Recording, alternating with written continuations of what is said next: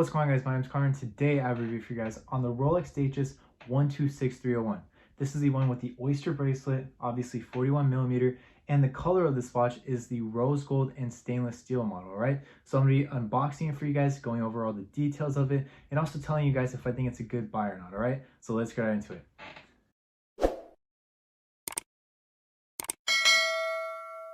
Alright guys, so just before I begin unboxing this watch, I just want to give a big shout out to my buddy Akram for making this video possible. I'm going to put his @ down in the description. His YouTube is Akram Salome, his Instagram is AK2Hit, I believe, but I'll confirm that and I will put it down in the description, so make sure to go ahead and check him out. And second of all, I just want to tell you guys that the retail cost of this watch was $12,800, alright? And market of it is around $12,000 to $14,000 depending on where you get it, depending on if it's a full set, if it's used or not. But that's about where it's sitting as I'm making this video, right? So let's get right into the unboxing. As you guys can see, the Rolex box right here, Rolex crown. This looks to be one of the larger boxes. For those of you guys who don't know, there's 4 size boxes: small, medium, large, and extra large. This looks to be a medium or a large, probably not quite an extra large. But yeah, a little bit dirty, not too big of a deal. You guys have probably seen this box before, but yeah. Taking this part off, you're gonna see the inner oyster box with the Rolex green color. Gold crown right here. This box is obviously going to be in better shape because I can tell that he keeps this box inside of the outer box at all times. But yeah, take a quick look at it. Very clean condition, about the same as pretty much every other Rolex box of the current models. And opening it right up, you guys can see the Datejust right here. All right, so first of all, I'll show you guys the card. I believe this is a 2020 model. Let me confirm that by looking at the date on the card. As you guys can tell right here, 126301, and I guess this is not the 2020 model. This is actually the 2018 model. I believe that the newer ones are actually Jubilee bracelet, so it kind of makes sense why this one's an oyster bracelet. But yeah, you guys will be able to see it right now as I take it out. And unfortunately, since it wasn't bought at the time of the Rolex, at the time of its release, it doesn't come with the serial tag or the Geneva tag. But I do have the card. That's a good way to authenticate it. And you can obviously see the serial number on that card and also match it up with the serial number on the inside of the bezel. But I'll just give you guys a quick look at the watch right here. You guys can see these numerals are really cool. They're kind of a greenish color. The face is kind of like a dark rhodium color. And you guys can see the rose gold. I believe this is real 14 karat rose gold if I'm not mistaken. You guys can confirm that down in the comments. I know that the metal coloring right here, it's not white gold, it's the stainless steel. But yeah, you guys can get a good up close look at it. Very good condition, very well taken care of. Any marks that you guys are kind of seeing right now are strictly fingerprints. Obviously you can clean that up with a little towel. See the crown right here.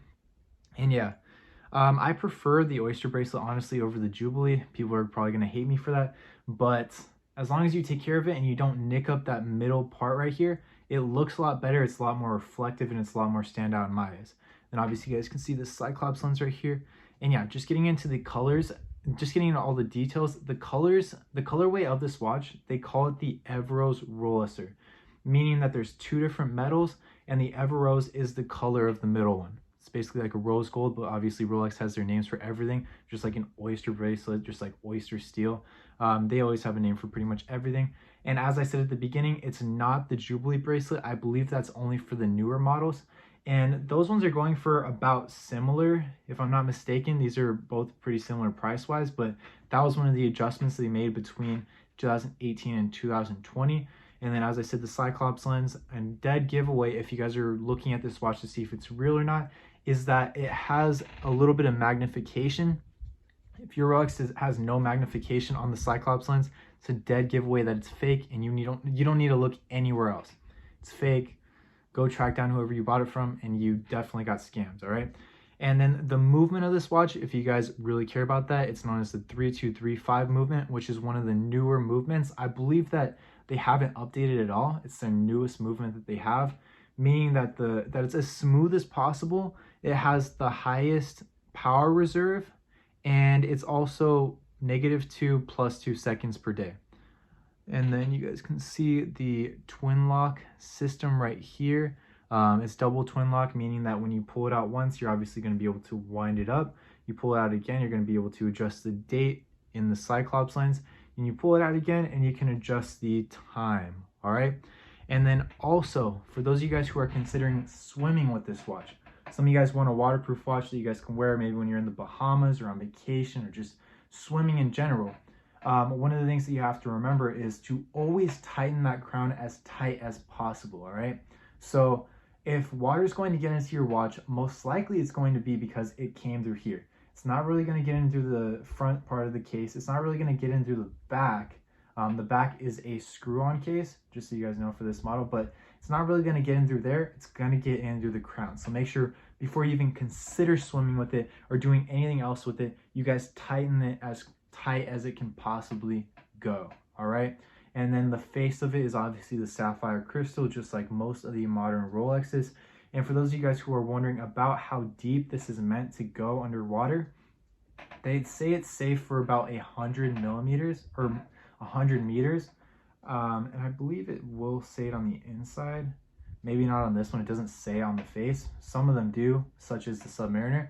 But 100 meters, that's 330 feet. So if you guys are snorkeling or going really deep underwater, I would not risk it. I wouldn't try to test the potential of this watch. I would not go to 100 meters. But swimming in a pool, as long as I tighten that crown, I'd feel safe and I would definitely wear it there and I'd feel fine. Just make sure you don't scratch up these parts on the sides of the pool or whatever else, because yeah, as I said, these get scratched up very, very easily.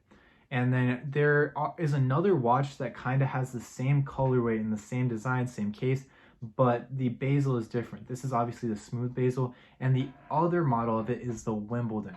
And that one tends to go for a little bit more.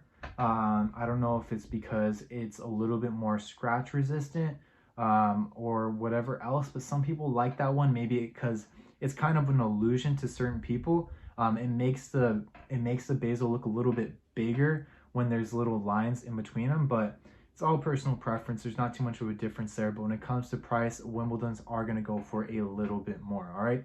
And then as I stated, this is one of the modern watches, meaning that the power reserve is pretty much completely updated, meaning that it will last 70 hours without being winded up, without being used at all, until it will start to freeze up. So if you guys are not wearing your watch, it should be good to go, and it should keep track of time for about 2 days. On that third day, you're probably going to end up losing track of time and you might have to adjust it. Luckily, it's really easy to adjust the time as well as the date. All right. And another dead giveaway. I've seen a fake watch before where it was double twin lock, meaning that it was wind, date, time when you're pulling out the crown, and it was mixed up. So the date was right after the wind and then came the time. Or no, I said that backwards. So it was winding it and then it was the time and then it was the date. So if it's like that, dead giveaway, it's fake, they messed it up. Or if it just skips the adjustability of the date, you know, it's a fake right there as well. And that would be a huge pain in the ass for anyone that owns fake watches to have to wind multiple days or even half a month. Or let's say that you lost track of time and you got to wind it a full 30 days because you wore it the day after you lost track of time. Total pain in the butt, and it's not worth it. And I hope that you guys don't wear fake watches if you guys are watching these videos, because yeah, dude, this is all for the culture, man. A lot of you guys that are watching my videos really care about watches and really care about the authenticity of them. So yeah, obviously all the watches that I review are real, so they're gonna have all the features of one that you're buying from the store. Okay.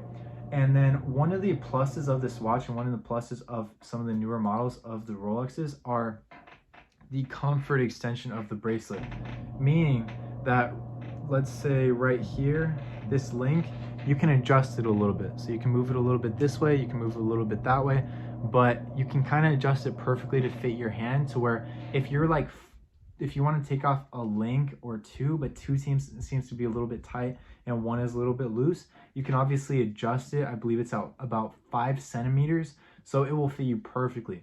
Or if maybe it's a little bit hot outside and your wrist gets a little bit puffy, which it does for some people, you can obviously loosen it up so you can kind of get some airflow there and your wrist isn't sweating, obviously. And then another thing that you don't really notice when you're looking at the face of this watch is that it does have some lume on it, meaning that if it's dark outside and you don't know if you're looking at the watch backwards or whatever else, if you're not very aware, it has the lume at the 9 o'clock, so you know that, and it has the lume at the 9 o'clock, and it also has it on the hands. So you can see right here. You can see it on the hour hand as well as the minute hand, and you can also see the 9 o'clock. So you can get a good gist of what time it is by only seeing what's loomed. All right, so that's a good feature. Obviously, it's not going to be a super bright color. It's not going to be super bright in your eyes, but when you're looking straight at it and you're focusing on the face of this watch, you can obviously see where it is, and you can obviously tell what time it is, and you'll have no trouble there. Then another little detail that I like is the golden crown on the inside, as well as the golden hands. They're not white and they're not steel like most of them. And like I said, I believe that all the rose gold on this watch is actually 18 karat rose gold, like legitimate gold. It's not just a different color of the steel. And yeah, let me just give you guys one more quick look at this watch. Hopefully I covered everything. That should answer all your questions. I went over the value of this watch, the different features of it, what separates it from other Datejusts. But if you guys have any other questions about this watch, make sure to message me on Instagram or leave it down in the comments. My Instagram is obviously at connor.langley. I leave it in the description of pretty much all of my videos. And if you guys are looking for a watch, designer, even a car, or any sort of jewelry, I'm very, very well connected in the community of resellers, so I can get pretty good prices because there's certain people that owe me a lot of favors for things that I've done for them. So if you guys need anything, I'm happy to help you guys out if you guys are helping me out. How do you guys help me out? You guys subscribe to my channel and keep active on all my videos. But yeah, if you guys have any questions, obviously leave down in the description. But if you guys got anything out of this video, make sure to like, comment, subscribe, and I will see you guys in the next video.